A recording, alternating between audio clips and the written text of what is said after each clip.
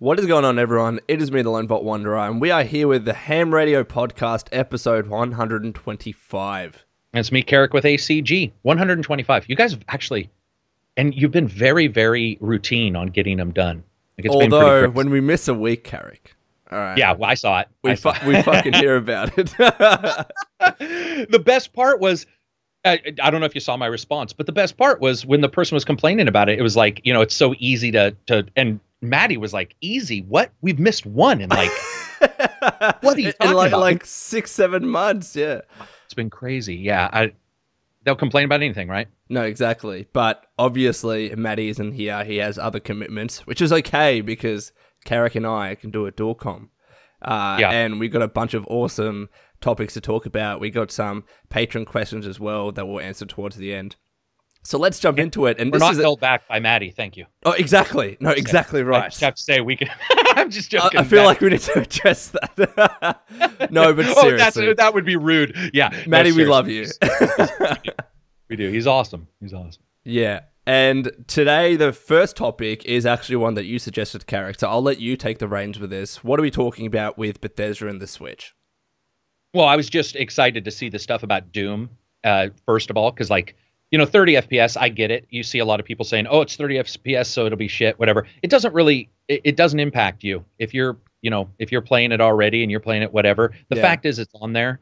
And Digital Foundry did some pretty cool updates. I don't know if you saw it, but they did a video where they tried to get a PC that was put together that could run it the same way the Switch did. Yeah. And even when they got done, they were actually pretty impressed by the fact that it was even on there and running at it lost a couple frames, but they were pretty impressed that it was on the Switch.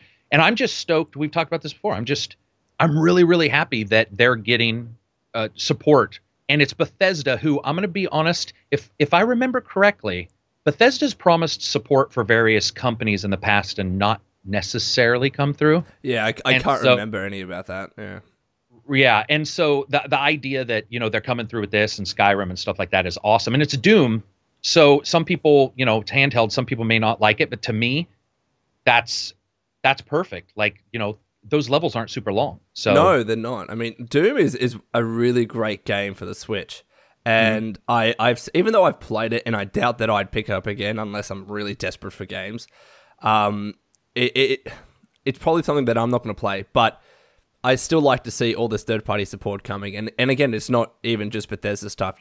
Karak just mentioned before, today, Dragon Ball Xenoverse 2 is out for the Switch. I'm like, wait, what? Yeah. I wanted to play it. But I guess the one thing that I did want to mention is that the only thing that worries me with Nintendo Switch marketing and stuff is whenever they're showing new games, they always show it in handheld mode. And I'm like, great, that's an important aspect. But the thing that I usually find with a Switch is when you put it into docked mode, the games pretty much usually run poorer. And I've had this with Rabbids, I've had frame drops, and I've had this with especially Zelda. So what I'm wondering is not how it runs on the Switch, in handheld mode, but how Doom runs in docked mode. That to me is the key here. And I don't know if we've had that yet, unless you know. No, I don't. And I mean, we were not promised, but we were under the assumption that docked mode would always run better because the power would be, That's what I thought too. Yeah. And that they'd be able to overclock, which was the rumor. And I think they even sort of discussed it. I think the problem is people don't realize that even a small bump, 720p to 900p, is huge. It's massive. And if that's what's occurring in some of these bumps when they plug it into the dock, that is just enough to drop a game that's locked at 30 to 28 and 27 at times. And you'll notice the lower your FPS is, the variances don't need to be very big. And you're like, I can notice them. So we don't see it. I don't know why they don't do it. I think maybe some of it is, maybe some of it's just PR. It is a handheld system, and so that's how they want to show it too. Yeah. No, and I think that's absolutely right.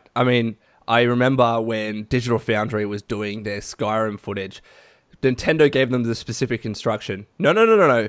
You can only record handheld over the shoulder, no direct footage. And they're like, okay. I guess that's just the way it is. Nintendo really wants to focus on the fact that you can play it on the go, which, yeah, it is the Switch's biggest drawing factor. When have we ever been able to play to this extent, anywhere, Doom on the go or Skyrim on the go? and now Dragon Ball Xenoverse on the go, and now FIFA on the go, now NBA 2K18 on the... Like, there are so many games for the Switch. I have an article here that, like, holy fuck, it's much better than the Wii U lineup initially. Yeah. I mean, we have Mario Kart 8, ARMS, Splatoon, Pokken Tournament, I forgot about that, Xenoblade Chronicles, Super Mario Odyssey coming in October. Holy shit, dude. Yeah, it's awesome. I mean, I'll be the first to admit, like, I even on this podcast, I've been pretty negative about what games we would get, because some of these I was surprised to hear about. So to me, it's awesome, and I hope we continue to see it, because they're doing well too. That's the problem with Nintendo in the past. They do well, and they wouldn't get support, and you'd be like, "What the fuck is happening?" Yeah, exactly. Like, why are they still not getting support if they're doing this well? They're like, "We've sold all of the Wiis." Like, there are none left. But third parties are like, "Yeah, we'd rather not even do a dumbed down version." Now at least people are looking at it and going, let's throw our game on there, and as long as they're good ports, right? I think that's the most important thing. I honestly think it's coming down to a mentality change from Nintendo, and I don't think it's from anyone else. I mean, look at how Nintendo's gone out just with indies and got all of these great independent games coming onto the Switch. How often would we have had that ever with an N64 or a Wii? No. The times are just different, and I think that mentality change is also making the conversations with third parties much easier, to the stage where they're saying, okay, Nintendo, you actually want to work with us. Let's work with you to put our game on the Switch, because there are millions of Switches out there and the demand is just insane. I mean, apparently in the US, it's still really difficult to get one, and in Japan, they have a lottery system if you want to be able to buy a Switch. It's insane.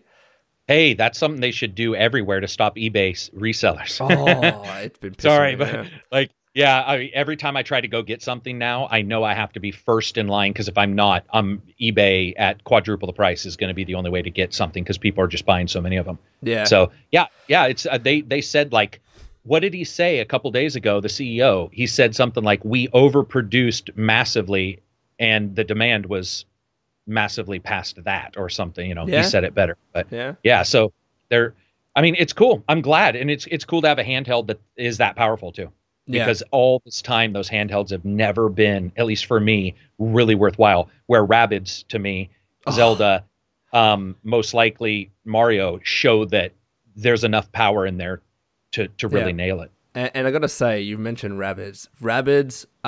First of all, it is the best-selling non-Nintendo game on the Switch, but technically it is a Nintendo game because it's got Mario characters in there, right? But it is Ubisoft developed.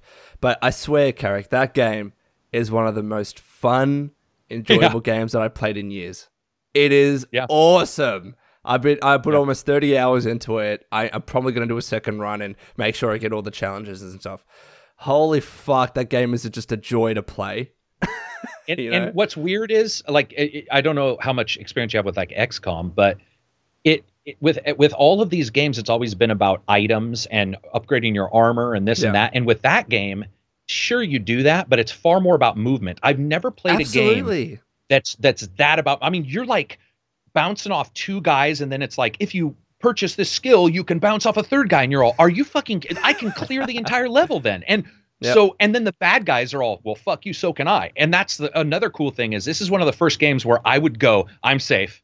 No, I'm not safe. Like, I'd be all, oh yeah, they definitely can't get me. And then, are you shitting me? They can move that well. So there's this chess thing that goes on, and using the pipes, and what's funny is it's small things. The pipes, of course, from Super Mario, they didn't go nuts. They're not everywhere. They're just in enough places to trigger the memory of pipes in like a Mario. Yeah, and like, for instance, as well, every time you finish a certain area in a world, it's got like the Super Mario. And I'm like, oh, I love this shit. And so it very much like feels like a Nintendo Mario game in certain areas, but it's just so different.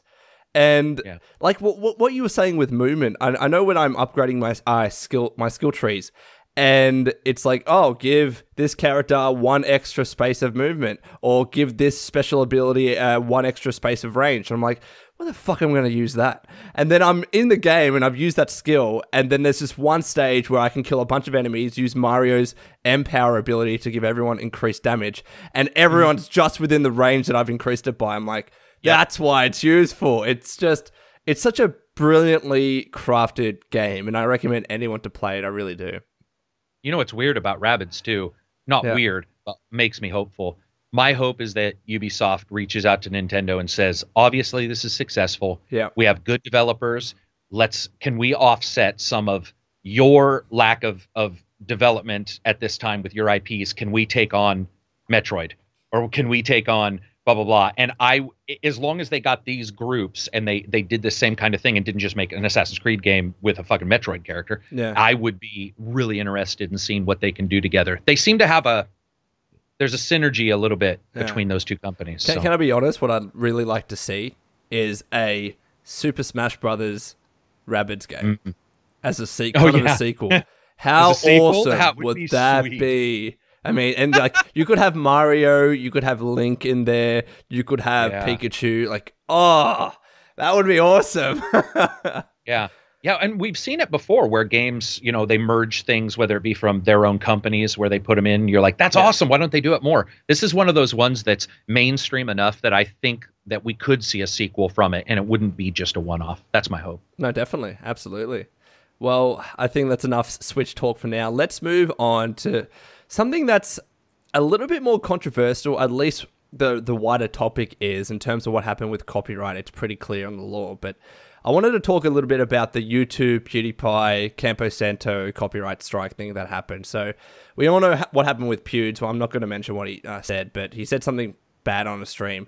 And in response, Firewatch's dev said, I'm going to DMCA your videos that you've had playing Firewatch. And people got upset about that and said, you can't do that, blah, blah, blah, blah. But YouTube has actually accepted the DMCA strike against PewDiePie, and you've had a number of lawyers on the internet, like actual lawyers, that have come out and said, this is completely legal. Like, you don't necessarily need a reason to issue a DMCA strike against someone else. Whether that's like morally right or there's justice in that, I mean, having studied law myself, you really quickly discover that there is no such thing as justice in the law. Like, exactly. There's really not, unfortunately. And copyright is something that has been designed and lobbied from the ground up to be about protecting IP. So when you ask whether, did Campo Santo have the right to do this?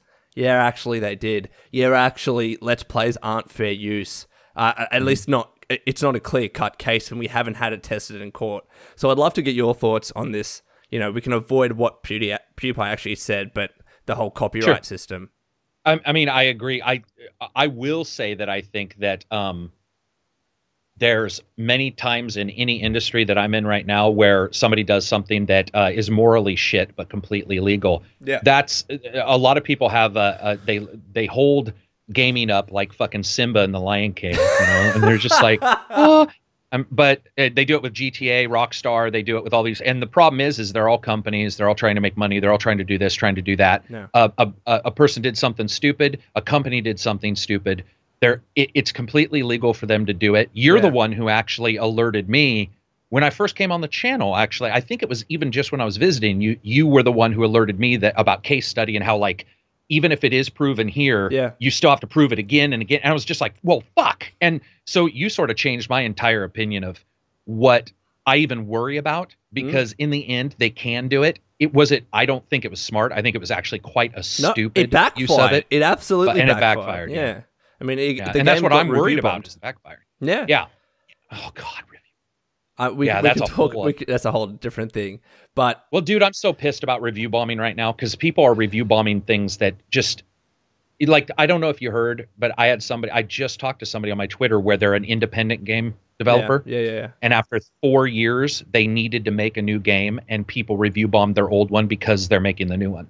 And that man. Yeah. And he's like, I cannot believe this. He's all the goodwill completely flipped when we announced the new game. They were like, well, you're leaving the old game. And he's like, Double Fine is always brought up. I don't know if you remember, Double Fine abandoned title. Yeah. And I guess a lot of people are using that as like the moment you Double Fine is the term. Like, you've Double Fined. And yeah. See, review bombing is an interesting thing, because sometimes, and this is why I'm torn on the review bombing of Fallout 4, because sometimes people are review bombing because of an actual change in the game, right? Yeah. And if an actual change in the game affects your enjoyment of it, then people, of course, are entitled to change their review to negative. Absolutely. Because presumably either these are people that haven't reviewed and then are just leaving a negative review, or they're changing their review from positive to negative or neutral to negative or whatever it may be. So I think Fallout 4 is a different situation. But then the one that you just mentioned, that's actually, we're going to review bomb you because we don't agree with your business practices. And as a result, there's a very skewed view of the game on Steam. Like, let's say a genuine consumer went on Steam and said, all right, I want to buy this game, and everyone's just negatively review bombed it. Then they'll be like, well, why did that happen? Like, was this response to something different in the game, a change in the game? And if it's not, then people are like, well, why is this negatively reviewed now? It actually puts people off playing the game. And I guess that's the whole point of review bombing, right? People want to punish a company, I guess. Yeah, I mean, it's just, it is weird that we see it with the DMCA as well. We see where a punishment is meted out that a lot of times, not all the time, I certainly want to make sure people don't think I'm fucking saying this all the time. I'm just saying that many times, though, can appear to be not necessarily connected to the original problem. And that, to me, is a dangerous feedback loop, that once it gets going, it's really hard, because humanity doesn't just fucking stop. Like, you know, if we're doing it, we're not going to be like, oh, you know what? We should all agree. Let's be better people. This is not 2010, A Space Odyssey. It's like, that's not what happens. Yeah. People don't just agree on that shit. And that's what I worry about, because I don't want a small developer, like you said, a newcomer. So let's say a newcomer, a lot of people I deal with are day one. So let's say a day one comes in. I'm going to guarantee you, they're not going to investigate why it's negative. They won't even know how to. Yeah. They would just say, oh, it's negative. Oh, sweet. Exactly. Even if they now go to the Steam page, because even typing that into Steam or Google, you may see the Steam page as the first whatever, like link or little blurb, and you might see the score there. And the thing is, like, if you go on Steam now, I don't know if you've seen the new histograph that shows you. So if for people that don't know, if you go on Steam, you look at a game's review score, it actually shows you a graph where it'll highlight particular periods where the game suddenly got a bunch of negative reviews, and it gives you the option to actually exclude those and then go about your way and see what else people said about the game. But again, the problem is, you go onto the Steam page, the first thing that you see, game, recent reviews, overall, like, negative or something like that. And then overall it could be like, I don't know, neutral or mixed or something. Well, I can't remember the specific terms used, but not everyone's going to scroll down to that graph and say, all right, I got to look at this time period to that time period and exclude this. And I want to make sure I get the view of the game. So if Steam or Valve actually viewed this as a serious problem, then I think they would say, we're actually going to by default exclude those negative time periods. And I'm not saying that they should, because it's a lose-lose situation here. Because with Fallout 4, again, the review bombing came into it because of a major change to the game. It didn't take anything away from people, but it's still something that if it was in there from day one, a reviewer would have said, well, that's a negative part, so I'm going to review the game less favorably because of that. So I can see why that happened, and you wouldn't want to get rid of those negative reviews with Fallout 4. But with other games, it's not so clear-cut. Yeah, it's worrisome, because I think consumers should have, I mean, that's what my channel is based around, is consumer. I think that they should have a feedback loop. Yeah. But the problem is they don't always. And so what happens is they have, unfortunately, had to go and do things. And it's just like DMCA, to get back on PewDiePie. Yeah. What happened there is, like, Campo Santo, thank you. They decided to use that because there isn't a tool other than that one in YouTube. You're and right. So so it's like, well, I can't build a house without a hammer. I don't have a hammer. Here's a sledgehammer. It'll do. It's like, it may not look very good, though. You know. Yeah. I guess what they could have done initially is just emailed PewDiePie and said, can you take these videos down now? I mean, that would have been the situation. And in fact, here's the thing. PewDiePie did private the videos, but I guess the argument is he only did that to try and avoid a DMCA, which, as we know, it doesn't work. But you mentioned the thing about case precedent that I mentioned before. The reason why this is interesting is that, because let's say if we had a case about fair use and let's playing and streaming games go to court. The thing is with fair use, and what people need to understand, is that the finding of the court will be very specific and targeted to the facts of the case. So with fair use, they look at a number of things. They look at how much of the game is used. They look at the whether the core or the heart of the game, like spoilers or major story points, whether that's used, whether the video is monetized. So they look at all those facts and come to a conclusion about that case. And while that might be a precedent for future cases, it's not going to be determinative. Like, a Let's Play that's just straight gameplay, no editing, and very little commentary is going to get a different result to one that's very highly edited and that doesn't have that many, like... Transformative. It's transformative, absolutely. Like, transformative is a huge key factor here. So... And the thing is that this isn't even really a case about fair use, because the only time PewDiePie gets to bring up fair use is if he's taken to court or if he tries to fight it. Right. Like, from this situation, fair use is just like, well, it's a defense. Like, you can't do anything until you're in court. What I'm worried about is that, and we haven't seen this, but it's possible. Yeah. The feedback would probably be pretty fucking horrible, but I'm just nervous that a company's going to misuse it because they don't like a review. Sixth Axis had the issue with NBA 2K18, which now they've basically come out and said, oh, no, it wasn't. We weren't like in trouble with them or whatever, but I'm worried that a company like that will be all, oh, you know what? I don't like Karak's review because he said never touch, so I'm going to DMCA him, even though I'm the one who gave him the game. Yeah, like but in that instance, I think, because review is one of those kind of clear-cut categories under fair use where true. Like, you would have a strong defense if that was ever taken. And then, like, say if I was in that situation, I'd be like, because even in Australia, we have fair dealing, but review is still a category. Like, if you review something and use copyright material in the process, that's a solid defense. So I'd say, yeah, take me to court. Let's see what happens.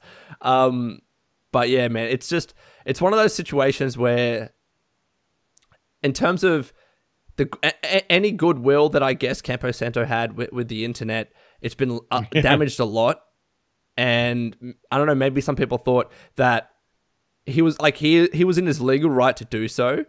But whether that was actually the morally right or just right thing to do, it's up for debate.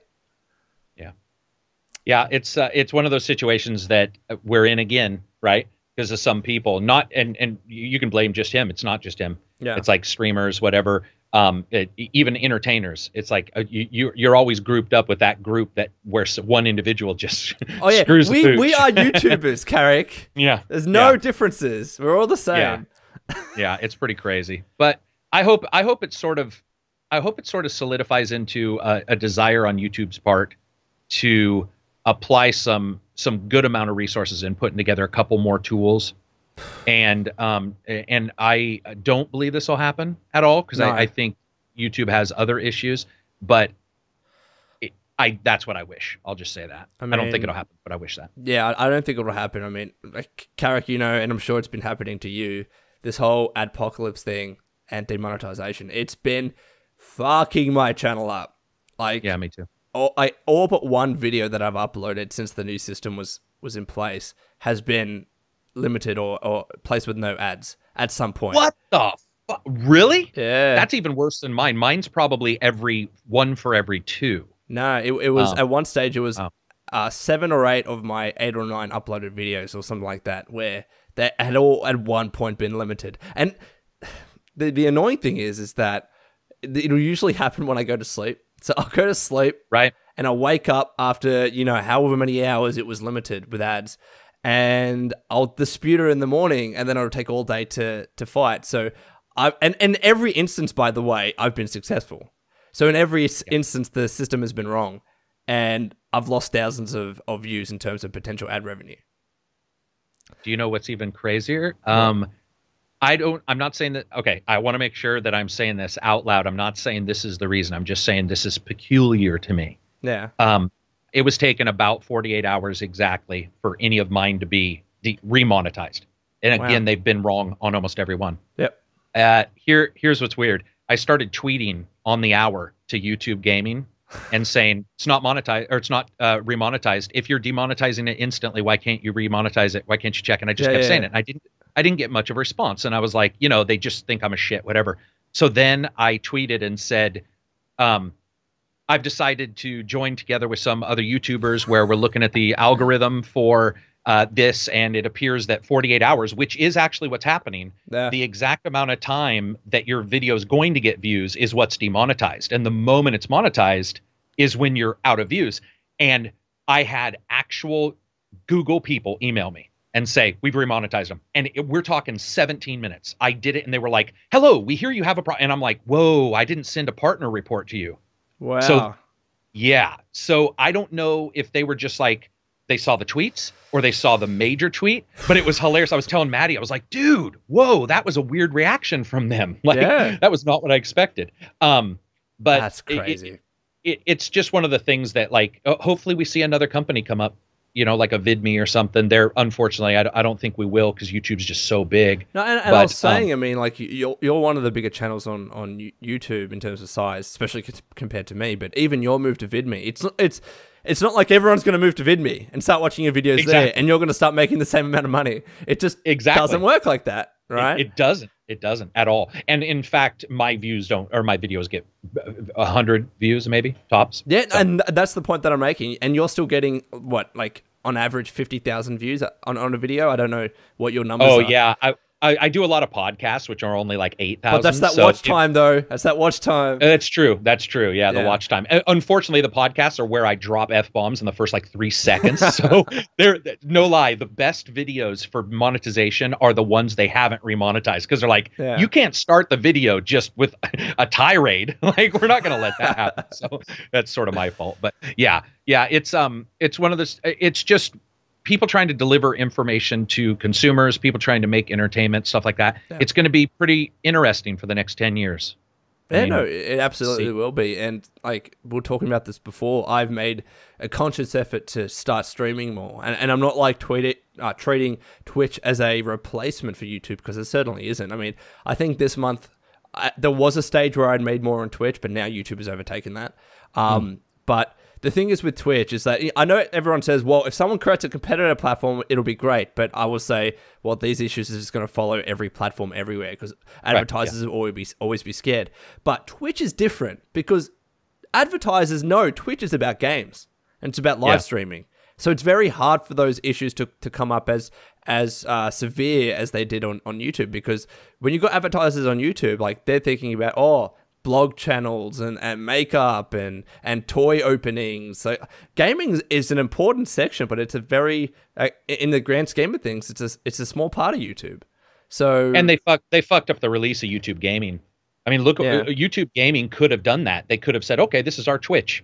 But it's, YouTube Gaming, we have a page for every game, which they do. They've got some insane stuff on the gaming side. They only put the sponsorship on the gaming side, which was crazy to me. They don't allow you to have the sponsor button on your normal part of YouTube. Yeah, no, you're right. Someone said that to me. Dude, and I'm like, very okay, weird. Hold on. So only if I'm live streaming, or at least have it enabled on my channel, can I take advantage of it.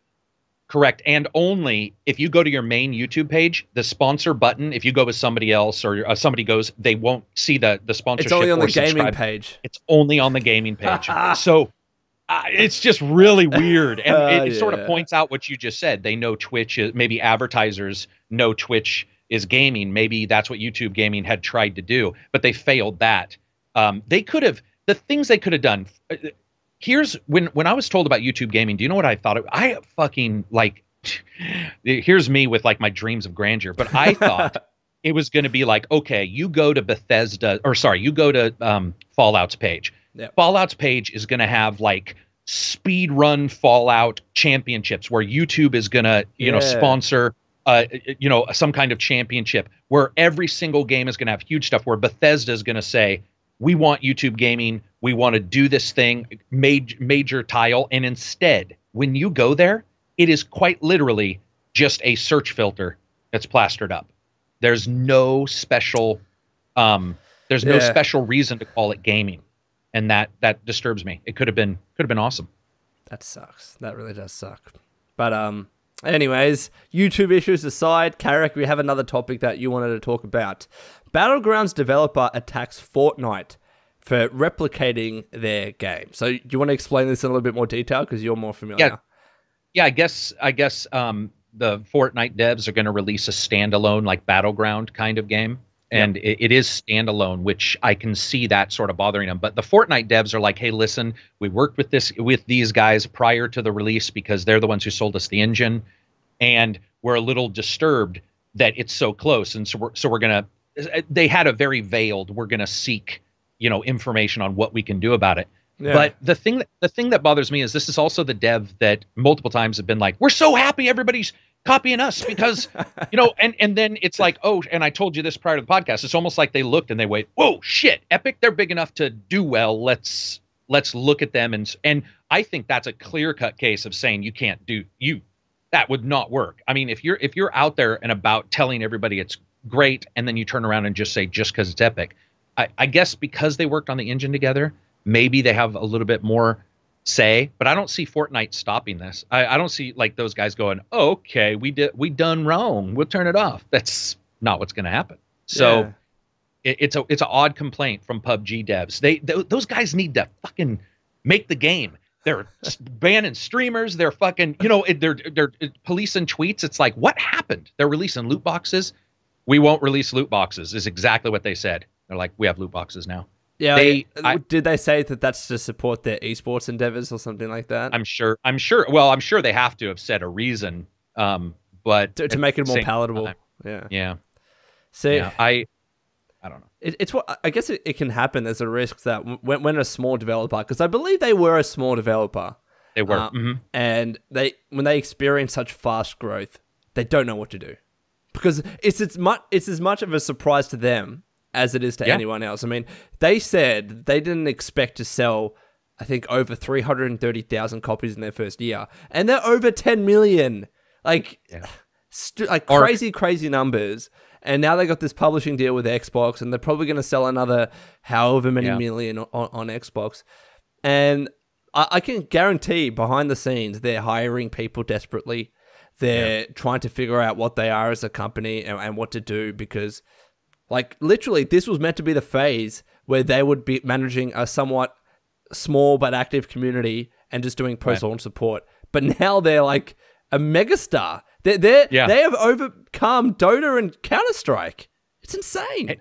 It is insane, because I'm telling you, I've said this multiple times. The first time I turned that on, I'm like, this is the jankiest looking fucking game. Like it's like the physics are fucked up, and that's why I love it. It's such proof that fun factor matters, and that like, is it fun? Yeah. And it is. And that's why I hope they stay out of removing the fun on some, like the honk. They're trying to stop people from being able to like honk, like all this weird stuff.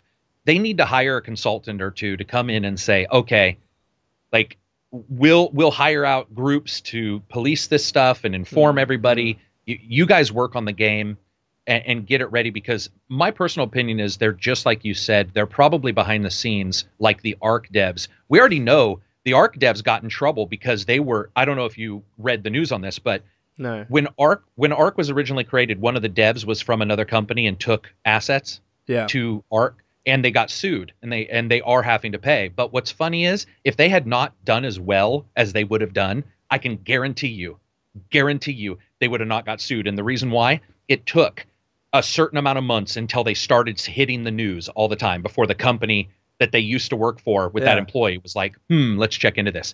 So it does happen where you have that big explosion, and suddenly you're like the movie star young kid who has all the cocaine and hotties around you. And you're on TMZ all the time going, why? I can't get out of the news.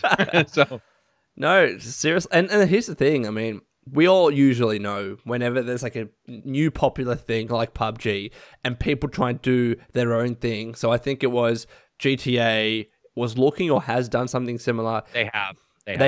And then it was Ubisoft looking to do something similar with their game, Ghost Recon, I think. Yeah. But then I guess Fortnite to an extent.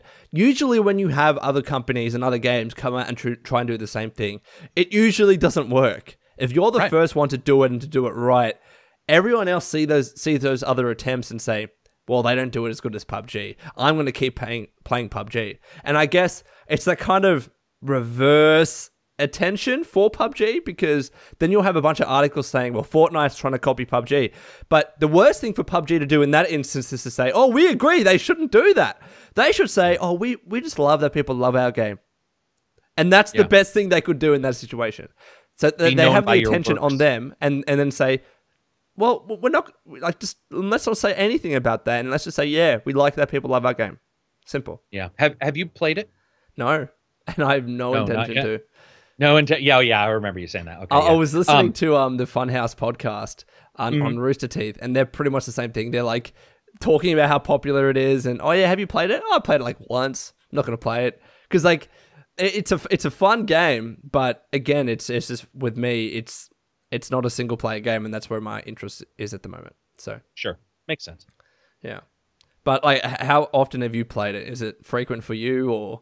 No, it's not frequent at all. It is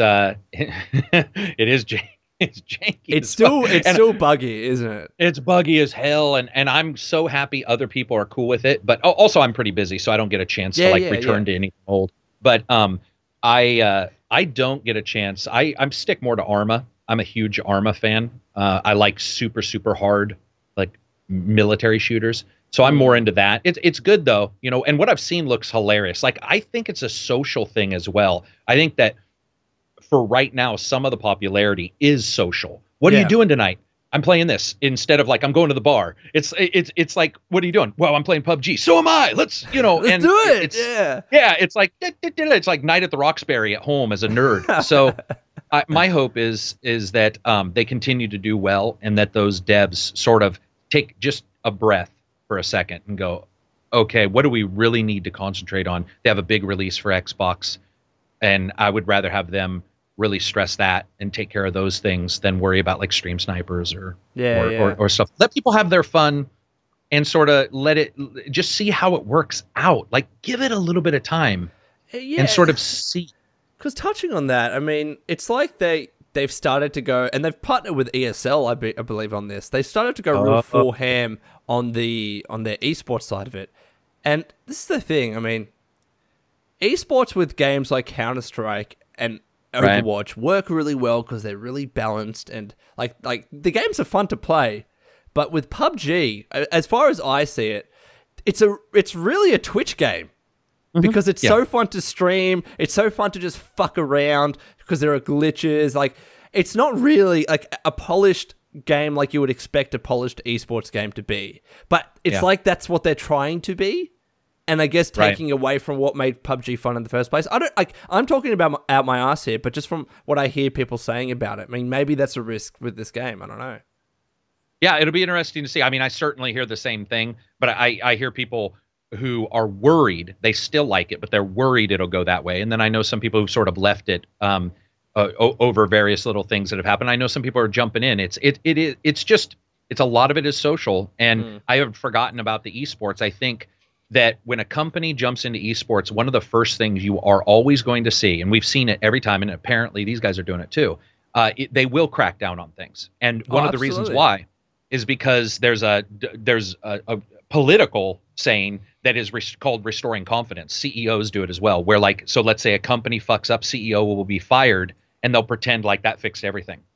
They'll be like, okay, we fired the CEO, and it's called restoring confidence. And I think that with this, they're like, okay, if we're going to do esports and stuff, let's make sure that people know we're going to hammer particular things. And I'm not 100% sure that's really what makes that game tick.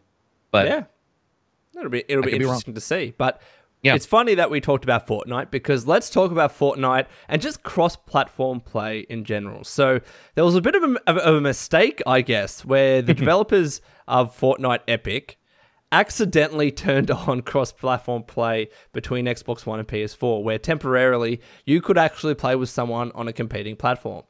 And they said that this was a mistake. They turned it off. Phil Spencer on Twitter said, well, they should have left it on. I guess he was being snarky in that regard. But here's the thing. This shows how easy cross-platform play is. How really it is. I mean, if a developer can do it by accident, then any developer can do it. And, we've heard this. I mean, I think it's Rocket League's devs have said it's literally, give us a day and we'll have cross-platform play, Yeah. And I wanted to get your thoughts about just cross-platform in general and Sony's, I guess, apprehension towards going down that path. I mean, we know why Xbox is doing it. Like, I understand why Xbox is doing it, because it just means a bigger audience for the people that play their games. And even if they're like, you know, people are going to PC, which they are, they can still play with the Xbox players. So Xbox is still trying to stay in there. But with Sony, imagine if you were in their shoes. Would you care? Well, first, I do want to say, I want to ask the people who are watching if they think that was an accident, because bullshit.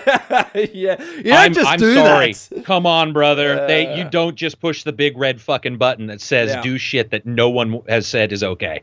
So I would like to hear what people, if in the comments, I'd like to hear if you think that was a mistake or completely on accident. Sony, I think we've talked about it a little bit. I think sometimes those companies are just worried about their infrastructure overlaps, and it's sad because Sony has shown, I heard this in another podcast where somebody said it is really scary when Nintendo seems more forwardly progressive than Sony. And in that particular element, I would actually agree. And it's really weird. I don't know why. I mean, I just don't really get it almost feels like an ego thing where Sony's like, we didn't say we wanted to do it. Our competitor wants to do it, so we don't want to do it. It's almost like when you ask a girl if she, you know, finds you hot, she's like, no, and you're like, well, I don't find you hot either. And then you run off. Yeah, I know what you mean. Yeah, no. So I don't know. What do you think? I mean, is that what first of all, do you think this fucking thing was on accident? No, I don't. I genuinely think that they just said, well, this is speculation, right? So let me sure, make that of course, clear. yeah, mine too. Yeah. But maybe they just did it and to see if anyone noticed, and then it would just go on by. I don't know the specifics about it, but regardless, look, cross-platform is something that I'd really like. Again, when you have one game on 3 different platforms, and now 4 actually, because when you have, like, let's say Minecraft, it's PC, Xbox, PlayStation, and Nintendo Switch, you have fragmented audiences. And I get the whole, well, if you play a game on PC and Xbox, it's unfair because keyboard and mouse is better than controller. But that stuff I think can be get around. Like, you could have on PC a controller only, maybe there'll be ways to get around this too, but let's say it was workable. Like a controller only server, and then you could play cross-play with it with everyone else. So I think there are ways to fix that. But it, like, for me, it just really gets around the whole fragmented player bases. And especially games that are kind of in their twilight and may not have many plays on individual platforms, but together they could do very well. I mean, let's take Lawbreakers, for example, Karak. We know Lawbreakers has shit numbers on PC. I don't know how they are on PS4. They could be doing pretty well. So why not let PC players play with a controller with PS4 players? Right. Yeah, and I do have to give kudos to the people who found that this was on, because it's some straight up Murdoch Mysteries bullshit. Oh, fuck. Like, how do you figure that out? Some gamer was playing, no shit, and he looked and he saw that somebody else's username had a fucking space, and he was like, that's impossible. PS4 doesn't allow for spaces in your username. So then he tracked them down, found that they weren't on the PS trophies pages or in any user bases, but he looked on the Xbox one and that fucker showed up. So he messaged him and said, I just played a game of Fortnite in this level, blah, blah, blah, blah, blah, blah. And was that you? And the guy's like, yeah, it was me. And they were like, crossplay's on. You can't do anything on the internet without somebody being like, we're going to figure your shit out. That's fucking fantastic. Isn't that amazing? Yeah, it's awesome. Well, I was just reading it going like, and Reg, one of the guys on the channel, was like, hey man, this and this happened. And as he was telling the story, I was like, what the, like, what is this? It's so hilarious that somebody's just like, I don't like the fact that you have a space. There's something hinky. Who knows? Like, he must have owned a PS4 to say, wait a minute. He did. Yeah. You can't put a space in the username. You can't put spaces in. Yeah. I love it. I love it. That's great. I think that also when you look at crossplay, you have Rocket League, like you said. Yeah. And you have a couple of these games. We see that Microsoft doing the Minecraft everybody play, whatever that's called, that patch where everybody can play on Minecraft now. Yeah. Has knocked it out of the park. Like, Minecraft sales are up, and they were already up. But I mean, people are just, I have friends who, if you saw them, you'd be like, they don't like Minecraft. There's no way. And their entire family is playing on the Switch and on the, they're like doing who all this hasn't bought stuff. Minecraft yet? And I'm like, no, they're just new people that haven't played games probably. Right. Minecraft's and I like really accessible. The idea. Yeah. I like the idea of mixing these user bases. I think that there's games on the PS3. I remember people saying there's nobody playing. But on the Xbox there is, so I'm playing an Xbox version, and it's like, well, what if you could push a button and you're playing your PS3 version against the Xbox 360. I mean, it seems so normal. Yeah, and I guess like for Sony, it's because they are the market leader and they have like, what is it, 70 million PS4s out there now. And I don't even think they don't see the point. I mean, maybe if they were in Xbox shoes, they would see the use in having cross-platform, because their players would be arguing that, oh, we don't have enough people to play against. And maybe that's happening to an extent on Xbox.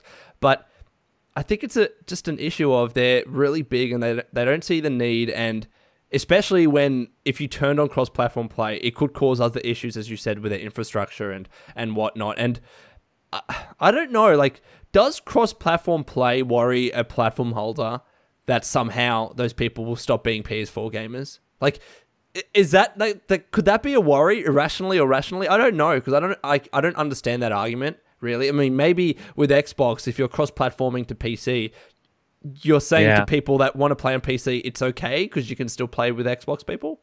So maybe they lose players, but for Microsoft, it doesn't matter because they own PC too, like to an extent, you know? No, you're absolutely. I mean, I always joke with people about that. I'm like, dude, if Microsoft probably be pretty happy if you bought it on the PC as well. There's a reason why they give it. There's a reason why they give every game out free on the other platforms. Absolutely. So, and I still think it's a bug, but those games work against each other, which I still can't believe. So one version of Gears will allow you to play two people, one on the Xbox and from what I understand, one on now Xbox and Xbox X will do that. So if that's true, that means if I buy one copy of Gears, if it's true, I'll be able to play on my Xbox X, and on a PC. That's fucking awesome. And to me, Sony should look at it more as an opportunity to say, look at our normal IPs, plus we have cross-platform play. There is literally no better place to be right now. Instead of saying, if you want cross-platform play, there is a better place right now. That seems really odd. And you know what is really odd as well is Sony's PS Now service. I mean, it's like they're kind of saying to PC players, look, if you don't want to buy PS4, we have this for you. But that service is it's streaming, and it's still not available in Australia yet, and other countries, mind you. So I don't understand Sony's reasoning with this. I think they're just like, they're the platform leader and they don't need to. They feel like they don't need to. Like, why? Right. Like, I could imagine a board meeting and they'll bring this up and they'll all be like, well, why? Like, what's the benefit for us as a company? Like, player aside, like increased player bases and all that, fine. But what's the benefit for Sony as a company? And I struggle to think of one. Yeah. I mean, technically, other than saying that now you have the best ecosystem if you have a PS4, because you can play it all. But I guess that you are losing out if you think about PC on Xbox, because then that would be the better side because of power. Yeah, I mean, they have to have a reason, and it has to be financial in some way. And the reason why is, of course, the financial amount coming in has to equal or exceed the resources it would cost for them to do so. And at this point, it either doesn't, or they're actively fighting it, which would be even stranger. Like, where they're actively saying, "Oh, we could make more money. People would see, and we looked at our reports, and they would buy more PS4s." And then they're really against it. That's even worse. That's when you actively look at a company that, and I'm not saying they're doing this, but you actively look at a company and start to worry that they're holding things back because they want to hold on to that space. Something Microsoft is often accused of. Yeah. Well, we can move on from that. We've got another Karak topic. This is a NeoGAF article that you sent to me. But the Duke is coming back. Yeah, it was, and I didn't realize it was Destructoid and then through NeoGAF. I just happened to see it. But yeah, the Duke, man. I mean, it's the controller for the original Xbox that is being now hardware created for the Xbox One and by a third-party company. And Isn't that insane? Dude, I'm telling you, no lie. It's like that fucking big. It's like, the thing I remember I had one, yeah. Oh, it was awesome. And I know everybody hates it, but my hands cramp up on like the Wii. Xbox One is pretty good. PS4 I'm not a big fan of, but to me, the Duke, like, I will be buying one for every friend. Like, that is my plan. So it's a stupid little bit of news, but to me, I'm so stoked. But nostalgia sells, man. And like for you, it's more of a, well, it actually, makes it more comfortable for me to play. It does, but yeah. I think for other people, it will be, well, it's like the SNES Mini and that. I mean, nostalgia is killing it nowadays. It really is. It is. And it's its weird. own thing. Yeah. I mean, for an industry that's not that old, right. Like we love our nostalgia. I mean, 10, 20 years is enough for nostalgia, which it makes sense. But to bring back this old controller, it's just funny to me. Well, and you see like there's the SNES. Have you seen the SNES PC controllers? I've seen it. Yeah. They sell? Yeah. So I guess now that it just popped into my head that happens as well. So I guess I'm not too surprised. But yeah, it is. It's like the nostalgia hit is crazy. Customization is crazy as well. You see like tough controllers, which are the TUFF, which you can go online and for a certain amount of money you can have mods and do crazy things in some games and side buttons and shit. So I do think that we'll probably start to see even more, unfortunately or fortunately, here in the next couple depends, years. Like whether you want to see companies focus on newer stuff or bring back the older stuff. I mean, look, I personally, I don't mind this focus on nostalgia because eventually it's going to result in Virtual Console coming back for Switch. You know what I mean? Like, Jesus, that's another personification of nostalgia. I mean, that's the entire reason why Virtual Console exists. Like, obviously to make Nintendo money, but the reasons why these games sell as well as they do and these devices sell as well as they do is because people love their nostalgia. So I don't mind. And again, like another form of nostalgia is backwards compatibility on the Xbox One. I mean, let's say there's a 360 game that you really want to play because you remember playing it growing up. You can do that now. So, like, again, there are really good aspects of the nostalgia push that I don't mind. Obviously, that there might be a point where, let's say, Nintendo keeps doing 64 Mini, GameCube Mini, and just say, give me Virtual Console! Fuck! You know what I mean? The Virtual Console, I still don't understand. We are getting original Super Mario games on the Switch soon. It's happening. But it's not called Virtual Console. Oh, okay. Gotcha. What? I don't know, man. I swear to God, there's a patent we don't know about that, like, they can't, that they don't want to break because they'll get in trouble. So they're all, we're not doing that or something. Did they use somebody's technology or something? I don't get it. It's an odd omission when you think about it. It's like a Sony being released without their controller, having their controller be completely weird, where you're just like, why did you guys do this? It's just very odd. It is odd, but like, will that do controller work with a PC? Because then I might think about getting it. I assume that it will. Yeah. Yeah, it will. Yeah, it's PC as well. Yeah, it'll be Windows 10 though, I would assume. Just looking at like the way Microsoft has been. But okay. Well, the next article that I want to talk about it's a great article on Kotaku. Actually, Karak, I was going to send this to you. And okay, great. I'll send it to you right now. Essentially, it's an article that discusses how expensive it really is to make a video game.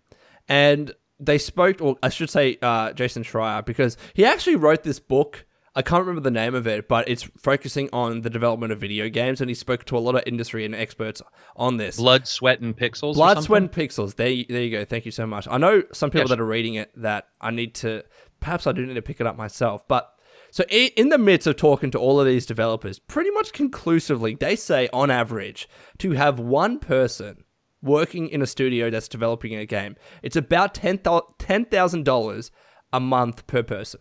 Okay, to be able, in terms of salaries and overheads and all that kind of stuff, on average, that's how much you about budget for.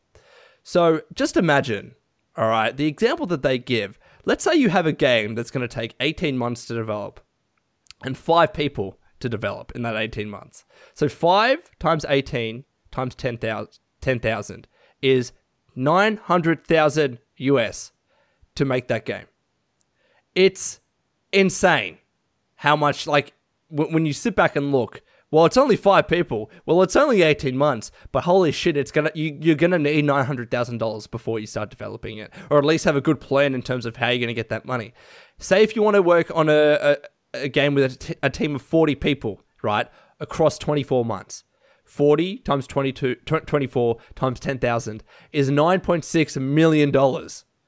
It's amazing when you consider that. And that's not even marketing, right? Right. Straight development, straight employment costs, $9.6 million for a team of 40 to make a game over 24 months. So I just wanted to get your thoughts on this, because like I always knew, like, and you and I always knew how expensive it is to make games. I mean, and obviously we need to include marketing and stuff that can be almost as much as the budget for the actual game, like with Destiny, for instance. Right. But when you look at these numbers, it's just, I don't know, it blows my mind. It blows my mind how expensive it can be, but it makes complete sense too, you know? Well, and also at my old job, one of the things I did was HR. And so you would find out how much an employee costs total, their salary plus their insurance. Yeah. So those numbers, he even says he may be lowballing. And I would say he actually probably is, because those numbers are around, they're a little low. Especially if you're like in San Fran or high, right. Oh, actually, I should say I'm in the Pacific Northwest, so some places where we are, in particular, I did probably see a higher delta there. But the thing is we always knew it was expensive. It's sort of cool to have them say. But I love how Obsidian popped in on that article. I was just reading it, and they're like, "That's a pretty good ballpark number." And I was all, okay, if they're saying it, one of the things to remember is this. If they're saying it, then it means that a game that may not be... See, people always make this mistake. It's a first-person shooter. It costs more money because it looks better, even though technically it may not look better. What happens is your resources are deferred and changed over to different things. Oil paintings for your backgrounds, which then need to be digitalized into the backgrounds, which then need to have your collision mesh, blah, blah, blah, blah. You have thousands of things going on. So when you have two companies releasing fucking... totally opposite style of games saying, yeah, those numbers are pretty close. Yeah. That's when you start to go, oh shit. And then they got to be lying when they say 24 months, because I'm going to tell you right now, no game I know of took fucking only 24 months. No, absolutely. You're right. I mean, what is that not insane? If we're talking about at minimum a big AAA game, it's not. Yeah, exactly. And it's maybe a year or so in pre-production too. I mean, I don't know if you watched the video of the tour of Obsidian, it's a tongue twister, that Eurogamer did. They were talking with Fergus Urquhart, and he pretty much said, look, there's pre-production, production, development, post-production. Across that entire period, you have people that are $10,000 a month, and God knows how many months. I mean, video games are just, they are so expensive to make. So I'll continue, but we did have a little technical glitch there. So if you hear me repeat myself, I apologize. What I was going to say was there is the developer we just had on 2 weeks ago, and we were talking to him about, how development costs. And there was a rare story, and I do want to make sure people understand this is rare, but there was a rare story where 4 people's only job for 2 years was to brainstorm. That was it. What? Yeah. Now normal would probably be 3 to 6 months, where pre-production is where Double Fine. We've seen this with Double Fine, where it's like, hey, there's a couple people, go off, get new tech, sort of put everything together and identify what we want to move forward with, and they have a couple months. And 3 to 6 months is not really crazy for a group of people, if you don't want the entire company doing it. For a group of people to check into the feasibility of another title. That's pretty normal. It's R&D. It's R&D. There you go. It's a better way of saying it than Dream Team. Yeah. And again, it's $10,000 for each of those people every month. And as a minimum too, I mean, I don't even know whether that number that Kotaku pulled out was like just your average developer, like on an average salary. Because imagine you had a bunch of experienced people on your team and all those kind of costs come into it. That's really lowballing it, as they said. It doesn't include travel. Nah. And travel's huge. Look at Watch Dogs. Watch Dogs shipped 200 people to Toronto and Chicago and had them walk around the city and record real voice for their... I did a walking the walk for this. Holy shit. To some people there. Yeah, they shipped them there. They had them record real audio from what people were saying on phones and put it into the game with voice actors, so the person didn't get pissed. But so you have this very real feeling thing. Almost every game that fans would like, a GTA, fans would like that's big and open world, GTA, Saints Row, Watch Dogs, even a Witcher, those games require a stunning amount of travel. And example, even Ethan, The Vanishing of Ethan Carter, a great game. They used photogrammetry. I'm pronouncing the technology wrong, but they take a picture, multiple pictures, and they can input them into the game, make 3D items. So the reason why their game world looks so real, it literally is real.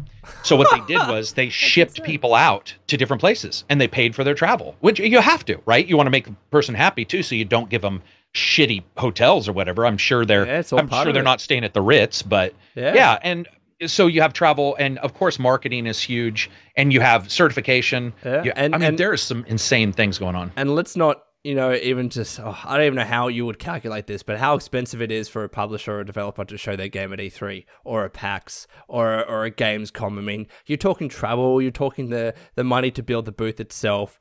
You're talking all those employees that are working there for God knows how many hours in the day. Wasn't it Cliff? Dude.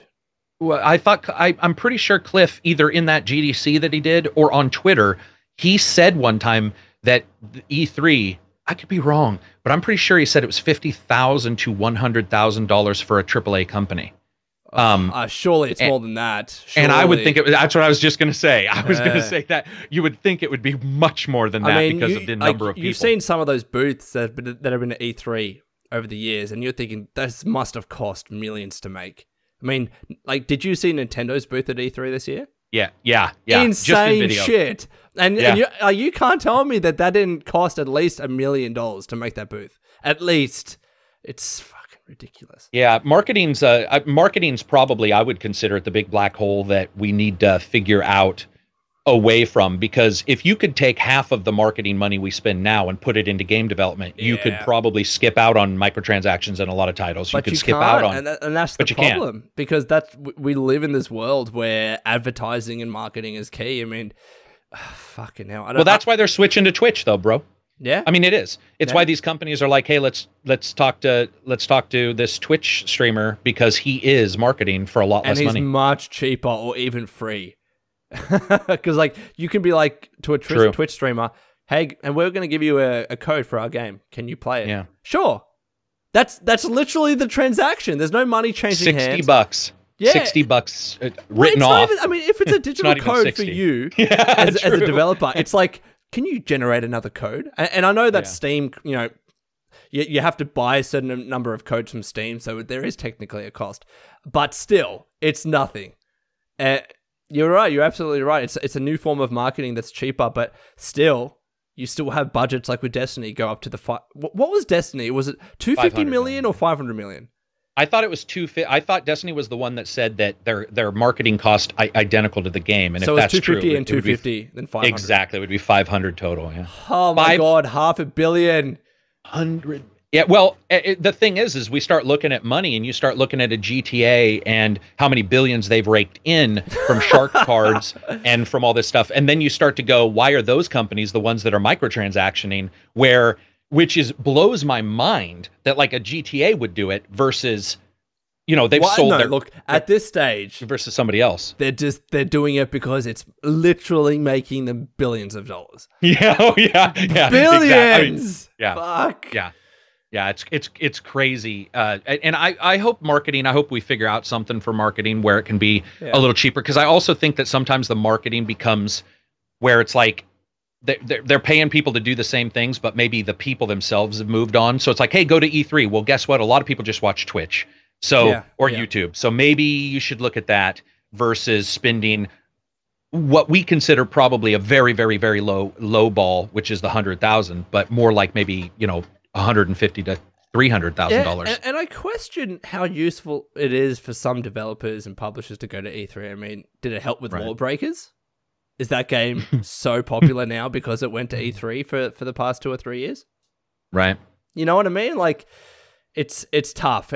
I think it is not a one size fits all, and I think every company, like, you look at Nintendo, they've opted for, well, we'll have a booth and we'll have a Nintendo Direct, but we're not going to have a press conference. And then you have other companies. I think Take-Two just didn't have any presence on the floor. If they did, it was like a business center for E3 this year. So every company just determines it differently, but at the very least, that $10,000 a month figure shows you how expensive it is to make a video game. And especially, and I think, hopefully, developers that are starting a Kickstarter or a GoFundMe or whatever realize how expensive it is, because they're like, yeah, we only need 80,000 to make this game. Are you sure you're going to make a game in 8 months with one person? You know what I mean? So, yeah. It's sad. So we've run out of like regular topics. However, I did include this one last thing. The development of Battleborn will cease after the fall update, and Gearbox is moving to bigger and brighter things. Karak, I know you've played Battleborn, right? You said it was a good game. I liked it a lot. Talk me through this. I mean, how does a game like Battleborn that you like, and I think on Metacritic it's like a 6.8. Matty liked it too. Liked it too, but is it was released at the wrong time with Overwatch, even though it's not quite the same game? Like, what went wrong with this game? Well, and also, it wasn't necessarily as over the top as Overwatch was. It tried to be, but it was. You know how some games will try to be artistically over the top, but when you really look at them compared to like the genre or whatever, if you put the other art next to them, you're like, oh, this isn't as like artistically over the top as these guys think it is. Yeah. I still remember going to PAX, and there was Battleborn and Overwatch booths, and there were 0 people in the Battleborn booth prior. So it's even prior to the game being released, people were already doing it's Overwatch versus, and it's hard to go up against Blizzard. So I think there's that, and I think the fact that I enjoyed it, but it is just a game, I guess. It's not one I'm going to remember forever. Yeah. It was a good, solid game, if that makes sense. And so it's like, I had some fun playing it, and that's sort of it for... I mean, you can't go up against Overwatch, though. And it doesn't matter. They didn't try. But. No, they didn't try. And I remember Total Biscuit uploaded this long video saying... he liked it too. He liked it. And he described all the differences and how... No, actually, Overwatch and Battleborn are very, very different games. But just from like I guess consumers, and especially if they're casual, they don't look at those specificities and say, well, are they actually different? Are they the same or whatever? They look the same. They very much looked and felt the same when you looked at trailers and whatever. Like, if you're a casual consumer that was looking to buy a game and you're like, all right, Overwatch, Battleborn, more people are playing Overwatch, I'm going to go play that. That's how simple the decision was. And I honestly, but here's the question though. Do we say that Battleborn would have done better without Overwatch being there? Yeah. Much better? Or a little bit better? Or what is it? I think a little bit better. Yeah. Because there were actually reviewers who said, oh, there's Overwatch. And I was like, I'm sorry. That would almost be like me playing a fighting game and saying, oh, but there's NBA 2K. Because there's a lot of differences between those two games. Yeah. And so even mentioning it, so even reviewers got muddied up. I think that it would have done better, and it would have had time to, like a Siege, a Rainbow Six Siege. It would have had time to possibly mature into something that was doing better. But again, they had problems. They're like Paladins, and what's the other game? There's Gigantic, there's Paladins, and there's one other, like team-based running around on the ground game. But those games they start to get muddied, where like if I saw one, I'd be all, which one is that? Even though once I played it, and I know games, but once I played it, I'd be like, whoa, these are nothing alike. Graphically, there was some similarities, even if it's just oversaturated color, and that and that I think caused people to just move on. I don't know how much better it would have done, but I think that they would have also spent their money more wisely, because I don't know if you heard this, but their money on marketing, they started becoming so worried about Overwatch that they actually discussed it sometimes. And I'm like, that shows that you're trying to prove something, which you're probably right, but you're in deep shit, like unrecoverable if that's how you're having to spend some of your cash and some of your time. Yeah. So, and remember, it went free to play. My personal belief is that should have been free to play day one. Yeah. Because I mean, if you can make the switch later, you could have made the switch day one, right? Just be like, okay, we're going free to play. It was a desperate grab. I mean, like, what option did they have at that stage? It's not as bad, but it's kind of like Brink going free to play. Like Dirty Bomb was free to play right away, though. Yeah, so Brink. Yeah. So I wonder how Dirty Bomb is performing now. Very well. Very well. Very well. Okay, well, that's great. Yeah, TB likes it. I was not a huge fan, but we happened to just randomly start talking about it, and he had said that very well for Dirty Bomb. I want to make sure people don't. I'm not saying very well for GTA. There's like, no comparison. But yeah, oh dude, yeah. here's the thing. I mean, now Gearbox is moving on to Borderlands 3. That's obviously what they're doing. And could you just imagine the mindset of a studio that's gone from a really, really poorly performing game like Battleborn, that's now working on development of Borderlands 3, which will be one of, if not the biggest hits of the year that it's released.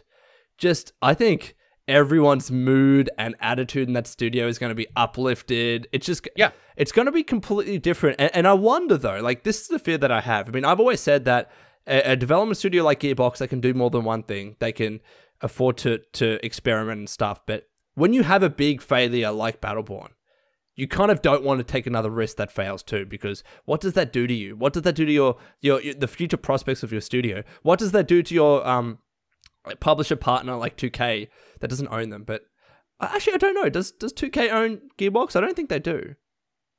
No, I think that they're just the publisher. They just have the publishing deal. That's right. But what does it do when 2K is like, all right, look, you guys have had this bad game. We don't want you to do another bad game. We want you to work on Borderlands, which they are doing.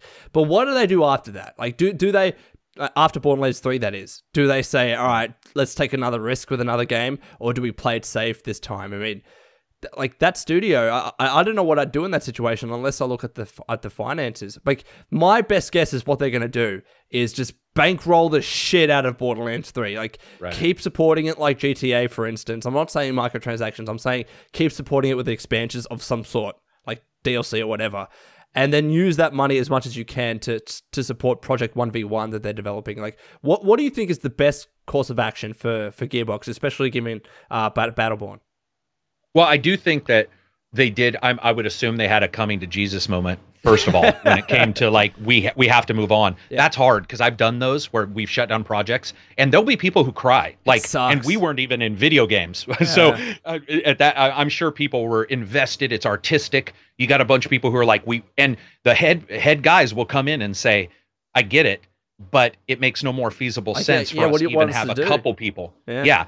And so I think personally their best bet, and I agree with you. I see what you were trying to say, which is that basically, you know, do you do a bunch of risks on Borderlands, or do you just release the new Borderlands as a sequel because you're worried about risk because you also you failed on your last one? Yeah. So is that going to make them safer even on this Borderlands, which is then more worrisome because I don't necessarily think that if it's Borderlands 3, but really just Borderlands 2, that it'll be as classic, because Borderlands 2 hit and did something at that time that was slightly unique and felt unique. And so 3 would not feel that way. So 3 does need to switch some things up. But here's what I hope, dude. You know what I would love? I just said this earlier. I want fucking companies to go back to the expansion model, Shivering Isles for Oblivion, those kind of things. I want people to remove the microtransactions. And if you want a bigger amount of my money to stay in your game as a service, then what you do is you don't needle me, because that'll burn a gamer out at some point. What you do is say, okay, we're going to release Borderlands 3, and then every 3 months we've got comic issues or whatever you want to call them, which is like an 8-hour game, and you can just continue to return to them. And that to me would probably be a good stepping point, because I think if we continue to see, like, if we do see 3 come out and it's got a ton of microtransactions, or it's just 2 but in 3's skin, that kind of stuff could do irreparable damage to that company as it is right now. You're right, especially because of Battleborn, but look what happened with, was it NBA 2K18, that they received such negativity because of the microtransactions that they actually cut the prices of their virtual currency. I don't know if it was half, but they cut them significantly because it was just so intertwined with the game. And I guess I do have a slight worry that Borderlands is going to become very microtransaction-y, because I remember playing Borderlands 2 and not really feeling the need to have to spit out money. Well, like, from my memory goes, there was no microtransactions. Like, you could get golden keys from free off Twitter and Facebook very easily. You could get those rare items very easily. My worry is that excitement that I had of getting all these golden keys in Borderlands and running home to activate them and getting cool weapons, that would just be done away with if I could just buy a golden key. Now, the interesting thing is, though, is that let's say they did have an option to just buy golden keys. How does that affect the game? Like, as a form of microtransaction, like, because you talked about microtransactions in Borderlands. That's, I think, the logical place that they would start, is saying you can buy a golden key as an in-game item so you can unlock rare weapons. Do people see that as a negative thing? I would. Fuck. I would. I would. The problem is that you and I are not the consumers. One of the problems is that the consumers that might purchase those are consumers that don't see a problem with purchasing those. And so, because that's the environment that they're in. That's the environment that they're in. Yeah. And I don't hate them for that. Like, a lot of people like to hate others. Like, I hate you because you do this. Fuck you. I don't even know who these fuckers are, right? But they're just doing it, obviously. So to me, that's really what I would worry about too, because I'm going to tell you right now, whenever I got a code for a video game, so I used to like SNES, Sega Master System, whatever. Whenever I found a magazine that said, here's your God code, that game instantly became less fun. I was always hoping for it, and then I got the code and I entered it, and there was no danger, there was no risk, there was no this, there was no that, there was no desire to continue forward. Yeah. I don't want my friend also to come over and say, hey man, you want to play Borderlands 3? And I'll be like, yeah. And then the dude's decked out like the shiny new. Yeah, dude, I just bought 100 golden keys. Let's fucking get drunk and open them. And I've got like my, my 44 or whatever. And he's like, we like to call this the God Killer. I'm like, well, that's not very fun. Like, that worries me too, because of that offset of different people for a cooperative game, which I think is different than different people with a competitive game. Because like Mortal Kombat's, you just push a button, you're shit, you look the same, but you don't have the perks from those items if you want to do that on your online. Yeah. Borderlands would have to do that, because I wouldn't even want to play with you guys. Like, it would be fun to join up, but if you guys were like, haven't you done that where you jump into a game and they're like, I'm level 30, and you're all, I'm level 1. But Borderlands, like, you could do that with Borderlands. Like, I remember distinctly, my friend was a fucker for doing this. We were like, yeah, we'll play the game at the same time, we'll be at the same level. I couldn't play for a week, and I come back, this fucker's like level 30, and I'm level 50. I'm that guy, by the way. I'm that guy. Like, with Cadiz, I always tell Cadiz, I'm like, dude, let's jump into this. And he'll have like one day and I'll be up for 24 hours and he'll be like, you're level 30. But the thing is with Borderlands, I'm not saying that it was entirely possible to jump into a game with someone that was a higher level than you. But I think I think you could do it the other way around, where enemies were your level if you invited them, as opposed to the opposite. I can't remember specifically how it worked. So there was a leveling of some kind. There was a leveling. Like, all I remember though is when you tried to play with someone higher than you, it was like impossible for you to play because the enemies were so high level. I can't remember. But someone correct me in the comments. It also feels weird. Like, it feels weird. Like, I want my shit to look cool. If somebody else looks cool, I don't want to be Robin. We all want to be Batman. Like, nobody wants to be Robin unless you're Mortal Kombat. You don't want to be the sidekick. And so it's also about, like, what would happen if somebody's able to buy the bazooka of ever killing +5 and you have your 45 and you guys both show up and he's looking cool killing 15 guys. Yeah. And you're plunking away with, it's just. And it's even not just like, I completely understand like the pay to win argument and I agree with it. But the thing is, as I mentioned before, it was so much fun just to get golden keys through giveaways. It was so much fun. Like, I remember that I was at university at the time, and I would rush home when Gearbox on their Twitters like, here are 10 free golden keys. Use them by the end of the day. Do you know how exciting it was to go home, unlock those golden keys because they were a free giveaway? That is gone from the moment you can buy them. Okay, I thought you know what I mean. I thought you were gonna say it's the same thing, and I was like, no, it is not. Absolutely, it's not. Like and you see what I mean now. I mean, imagine if I could buy 50 golden keys with, let's say, $50, for instance. Okay, or there's like a cryptic code that Gearbox's Twitter releases, and the only way to unlock this key is if you fucking solve it yourself. I mean, they could do that, and I think those kinds of practices, they build up goodwill, and they add an additional enjoyment to the game that wouldn't be there if it was just, oh, you can buy this key. That's the like genuine fear that I have.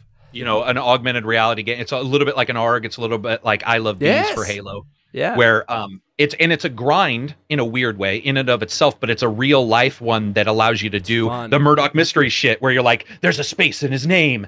Now I know how you did crossplay. That's the way I want keys to be given. Like, yeah, have me do a mystery, have me do something in the game, have me like those kind of things are fine. But the purchasing away of the grind and then adding in the cooperative and who knows what type of PvP they'll have in it.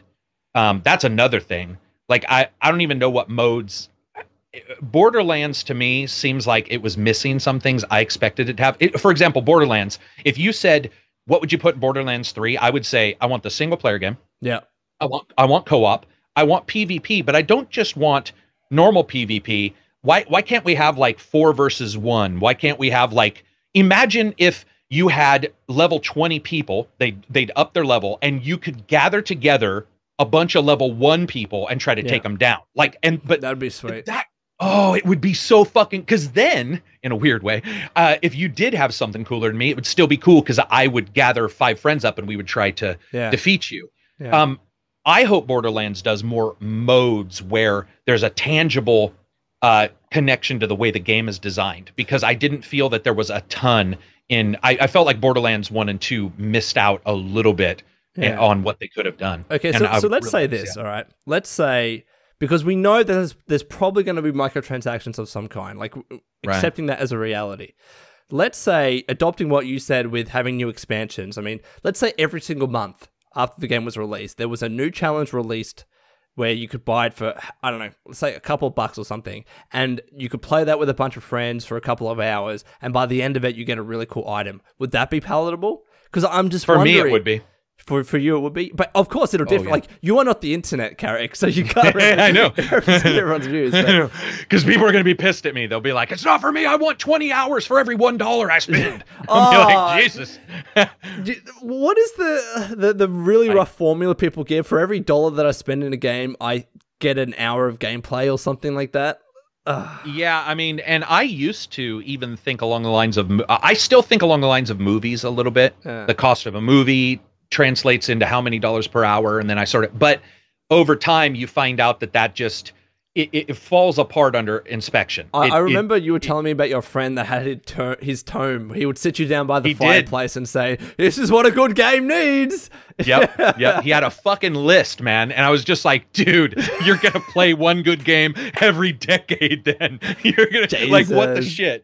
But yeah, I would be cool with that. I mean, wouldn't you? Like, let's say it's $5, because once you get over $5, weird shit starts happening. So let's say it's like $4.99 for a 5-hour expansion, and it's a good expansion. There's a new location, a couple enemies or so, and you get an item for defeating it. Would 5 for 5, like, would something like that? 5 sounds fine. I mean, what my concern is that price point enough to give us like a 5-hour expansion? I don't know the finances behind it. Right. If it was a 5-hour expansion with like a new world or something, I could easily see that being $10-15. That's my concern. You know what I mean? Right. Like, how do you balance it? I mean, you could, I don't know, could you have like some sort of arena-based challenge that's really easy to develop, because you're developing just like one arena, and it's like, all right, that's $5, and you can play several rounds or waves. But that's the thing, that's in Borderlands 2 and Borderlands 1 as well. You had those arena-based challenges, and do you want to pay for that? Oh, it's tough. Yeah, man. It is tough.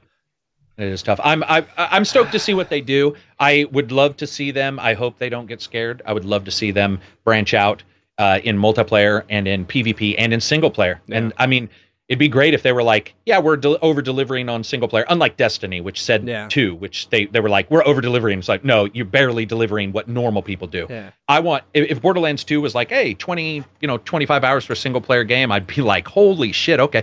The one thing I can say, we always diss on gamers, including myself, but I have found that goodwill is returned. It does. No, it does. Yeah. Is it not? Right. Yeah. I mean, you're right. So we do see that. No. And the other thing and we can wrap up with this, but like, I know that Borderlands in the past have had DLC characters that you could buy. Right. So that's probably what they're going to be doing as well. And the thing is, though, I could still see people getting upset with that. Like, well, why wasn't this character in from the get-go? But that's something else that I wouldn't mind either. because you still got your 4 original characters and you can still play through them 4 different times and spend 100 hours in this game. So that's the one thing that I won't mind. And I've played Borderlands 2, I don't know how many times, like for hours and hours and hours, and I haven't played some of these characters and I don't mind. Like I never played as, I think it was Krieg, but I still fucking love the game, and I didn't feel the need to buy this additional character, So I have a question for you then. Yeah. I think maybe we're missing the code thing you talked about, leaving from university to find this code out. What if the extra characters, and this is something I continually ask people about, and they sort of hedge because I think it's probably more expensive than I'm assuming. Yeah. But what if Borderlands said, okay, here's 3 choices for characters, and they sort of walked gamers through a poll, and it's like, okay, this first month we're going to do one of these 3 characters. Which one do you want? And then people chose, and then there was an input that really did, like, I guess, change it so you knew it wasn't already made. Because I do believe that gamers don't like when they feel, and I'm not saying they're right, but they don't like when they feel something's already been made, and so they're dead set against it. What I would like is to get the community together and say, okay, maybe they say we're releasing all 3, but we just want you to vote on which one you want first. Either way. And then people get to vote and they feel like there's a little bit of input, maybe a couple changes here or there. What do you want this gun to be? It can be this, this, and this. And you can feel like the artist, and release a video saying, creation of the newest DLC character, volume 1. And it's just the guy saying, well, the community voted on these items, so we're putting these items first. We're going to do all the, we're not going to remove anything from them. It's just the community wanted these for sure, so we're putting these in first. I feel that would return to me the little bit of the input into the game. That sounds really interesting. And again, I think a big aspect of that is the goodwill. I mean, I keep mentioning that the fact that Overwatch has been so great with communicating and saying, every time Jeff Kaplan gets on there, hey guys, we've got an Overwatch update, we're doing this and doing that, and they get involved with the community. I do, and I think, Gearbox has been doing that with Borderlands so far. I mean, however many polls, like, they've made formal polls and surveys asking people what weapons they like in the game. And I can guarantee you that's affecting development of Borderlands 3, but make it a little bit more direct, I guess, or explicit, saying, look, let's have this system where the community creates a new character for Borderlands, right? Yeah. And you guys can determine what he or she looks like, the weapons that they like to use, and maybe a little bit of their backstory. That would be something that I think a lot of people would want to buy because it's something they helped create. Yeah, and even if a company just has to make sure that they make people who aren't involved in that still get something. So you might say, we're doing 2 characters a month, and one is what we've decided, one is what the community will decide, whatever. So you always feel like, okay, if I don't like the community-based character because people think that's groupthink, then I like this character. I do believe that gamers do return, a lot of goodwill for a company that engages them successfly and fairly positively. And I think Gearbox needs that right now. They really do. Yeah, they do. And not just Battleborn stuff, but other stuff we could get into, but we won't. They need to return it. So we are at the end in terms of game news, but Karak has some patron questions that he'd like us to answer. I asked the patrons in the, let's see, we were in Discord and on Twitter, to answer or to ask questions. I got some more in the time we've been doing this, but we'll just stick with the 2. So the first one, Tister or Sister says, name one title in a genre you don't talk about much that you really like. So I already had my answer. What's your answer? Thimbleweed Park. I like point and click, but I don't engage in it as often as anymore. And like X-Files plus Pissed Off Clowns is the coolest thing in the world to me. It's on Switch as of today, and it's just a fantastic point and click game. And I honestly think if you've never played one, that might be the game that you would try to play. It's fully voiced or mostly fully voiced, which a lot of those are. Yeah. So for me, it's definitely that. For me, and this is an interesting one because it is so popular, but I feel like whenever I talk about this game, I get just insulted for it. But I love Minecraft. I fucking love that game. It is one of the most perfect games that I've ever played. Like, I have such great memories playing it. But the reason why I don't talk about it is because people are like, well, it's a game for kids. Like, what the fuck do you play Minecraft? Like, don't stream Minecraft. It's boring. And, you know, you're just another YouTuber or whatever. But I love that game. And I could play it for hours and hours and hours, especially with friends. And again, I don't talk about it because people, I don't know whether it's my age or it's the community that we're in, but they just despise that game. And I don't see why, because it's just such a great game. And I know you can play it on your fucking microwave and everything, but yeah, it's one game that I absolutely adore. And I feel the same way about Minecraft. Minecraft was the game I teased. My friend kept saying, dude, you need to play Minecraft. I'm all, dude, it's blocks. What the fuck would I ever play Minecraft for? And then fucking one Lego, day, you know? And one day I turned it on and I watched all of the Friends series while I played. So 10 seasons, 22 episodes times 45 minutes in a row. Just like every day I was coming home from work and I was like, holy shit. And then I got the VR version of Minecraft, which actually works quite well now. Nice. And I was all, oh, this is insane. Anybody who says that's a bad game, or because it plays on, you know, something or whatever, I think they're really missing out that it is a game and therefore the requirement for fun is met. And that's what matters. And it doesn't, the technology, if the technology mattered, then a lot of the classics we would never talk about because they're not always the best looking and best performing titles. No, definitely. And you've got a second question here. Yeah, the next one is from Jacob. He says, what dream game would you make if you could? I'll let you go first on this because I don't have an answer. Dream game. Okay. I've always had an obsession with elements. Like, I loved Avatar because of fire, wind, earth, and water. I love Pokemon because you've got different, like, you know, elemental types. It would be a game. I think it would be an RPG. It'd be an RPG that had different heroes that would... And, you know, this is so cliche, but I've always wanted to do it. It would be an RPG that you could play with 4 different heroes. One was fire, one was water, one was wind. Like, I loved Captain Planet and shit, so, yeah. And... yeah, it'd probably be like any other RPG where you could play through, level up your skills. There'd be this epic quest or story. So it's not really fleshed out, but it'd be something around that. And I guess the comparison game that I'd use is probably not Pokemon as an RPG, but I don't know. I don't know what game I'd use as a comparison, but it'd be some sort of open, like semi-open world RPG. That's what I would. I'm getting the idea. Like, if your characters were those elements, it would be sort of cool if you were fighting like the water enemies. Then, you know, the fire character couldn't do as much damage. That kind of stuff. It's rock paper scissors, exactly like what Pokemon is. Yeah, exactly. Yeah. Those are always fun games, though. Like, I mean, I get that some people maybe are all, oh, it's not as cool, fire, earth, but to me, actually, that kind of stuff is quite enjoyable. I'm a big fan of that as well. Magic, I just love it. The Gathering as well. Yeah. I seriously, I mean, I always say the same answer for these kind of questions because I really want the game, which is a superhero GTA style, but a more grounded, not Batman. Like you start out and you create a character and your entire job is not to become the greatest, but to just sort of, you know, a low level, like lower than Green Arrow. So, like, who's the one that was in the movie or the TV show? Is it Arsenal? Who's with Green Arrow? Not too sure. There's a Black Canary. There's a couple others. I would be like, even lower than them. Like the dude who just puts on the hockey mask and pretends like he's a superhero, calls himself like Mr. Thunder.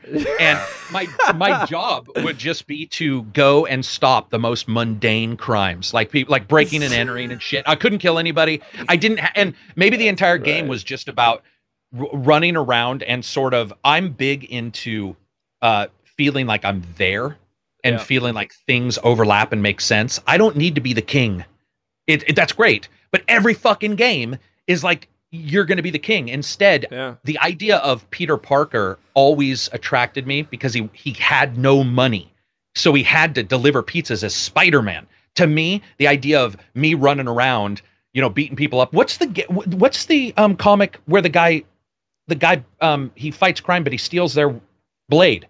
In the original Blade, he what's his name? Wesley Snipes would take out bad guys and he would take their jewelry and shit and then give it to the pawn dealer to get his item. Like, I like that. I think that would be awesome to be like taking their rings off after I beat them up and shit. Like, very low level. I like low level stuff. I don't need to be the king anymore. No, I think those days are over. I really liked like Luke Cage on Netflix, and because they're not like superheroes. They have abilities, but you don't consider, Luke Cage or Jessica Jones to be on par to Thor, for instance. But they're fighting crimes within a localized city. But I really like that kind of grungy feel to those movies or those series. So yeah, definitely. I hope we get one. Idea. No, it'll be sweet. Well, we've got to the end of this podcast. We only had one Skype. I have to fucking fix Skype. It's pissing me off. But Karak, thank you. Yeah, that was a blast, man. I definitely appreciate it. We keenly felt our missing compatriot. Where let's see.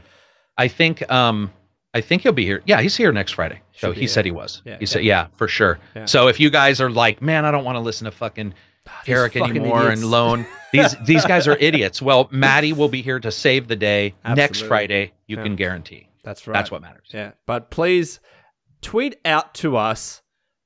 Something related to your video game, Karak. What should be the tweet? Oh, you mean the grungy superhero game? Grungy superhero. Tweet at grungy superhero. Yeah, hashtag grungy superhero if you've made it to this point. Thank you so much. Thank you. And any final words, Karak, before we turn off? Nope. Everybody have a great weekend. And if you get a chance, definitely pay for as many microtransactions as you can in NBA 2K. I'm just joking. Exactly. Alrighty, guys. Thank you so much for listening and take care.